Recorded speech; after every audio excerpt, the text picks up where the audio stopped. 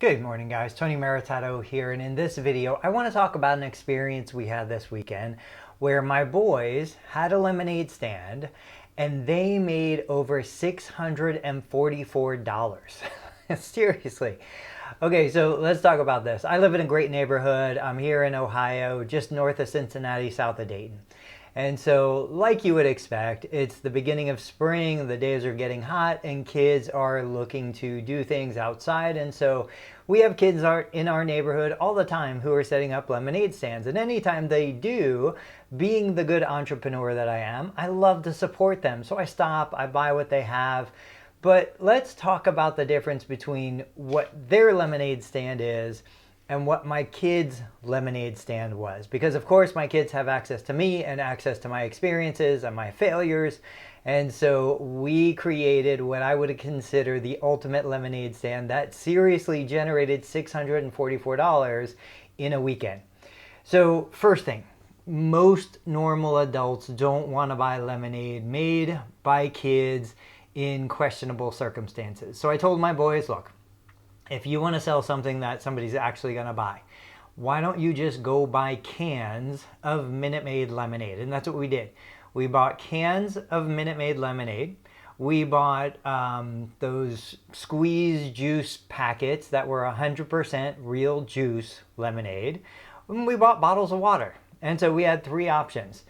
The second part of it was, I said, let's go somewhere in the neighborhood. Now we did this in a couple locations because I wanted them to see the difference.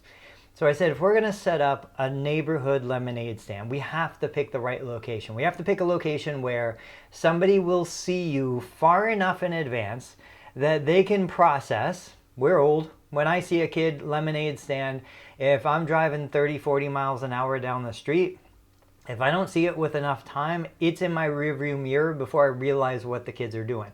So I said, let's find a place where there's a long enough guide that we our consumers can see us well in advance. And let's set up a place where they can pull over to the side to stop without interrupting the flow of other traffic. So we went all around the neighborhood. Now we do live in a golfing community, which is going to be part 2 of this segment. And I said, look, here's the perfect spot. It's a long straightaway, but there are barriers that will force cars to slow down. Cars will see you well ahead of when they need enough time to process what it is that you're doing.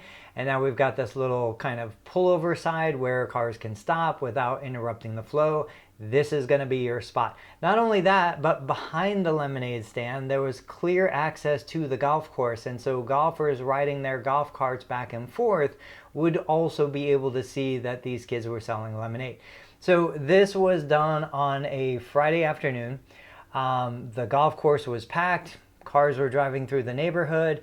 It wasn't such a busy street that there was an excess of traffic, but it was just the right amount. And they made $65 that first day. This was about an hour. I think we had 1 or 2 cases of lemonade and then the other drinks with it, $62. Now, they weren't selling lemonade to make money for themselves. They were selling lemonade as a fundraising project for the school that they belong to. We were raising money for a project in a country in Africa. And so we had a goal of $1,000. We had multiple kids go out. I'm just talking about my boys when I say $644.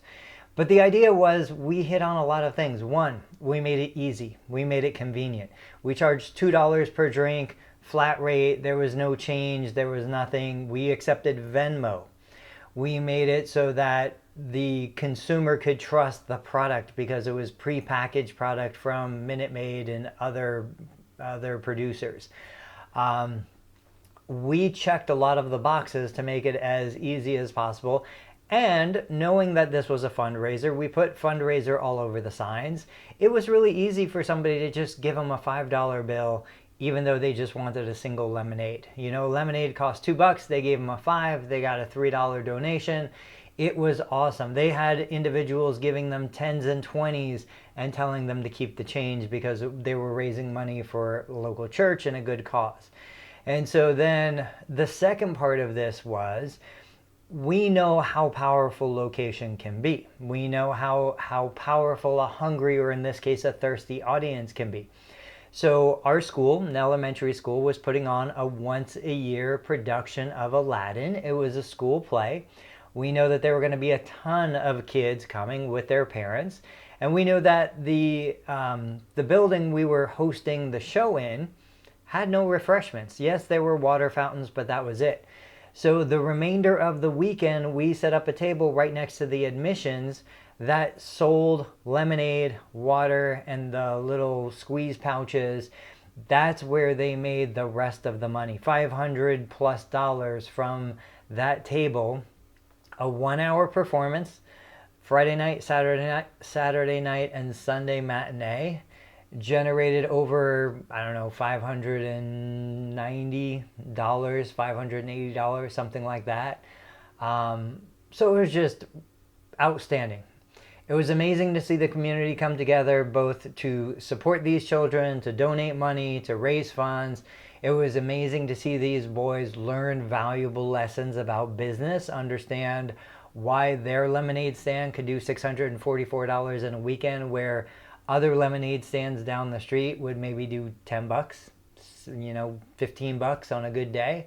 And I think that we as clinicians can learn a lot from these kinds of lessons, because so many of us don't think about convenience. We don't think about pricing. We don't think about the purpose. Why are we doing what we do? Can we build a community? Can we have a purpose greater than ourselves? And there are so many things that we can learn from a little kid's lemonade stand. Guys, I hope this was helpful. I hope this inspired you to think about looking at your business from different perspectives and exploring new options. I'll catch you on the next video.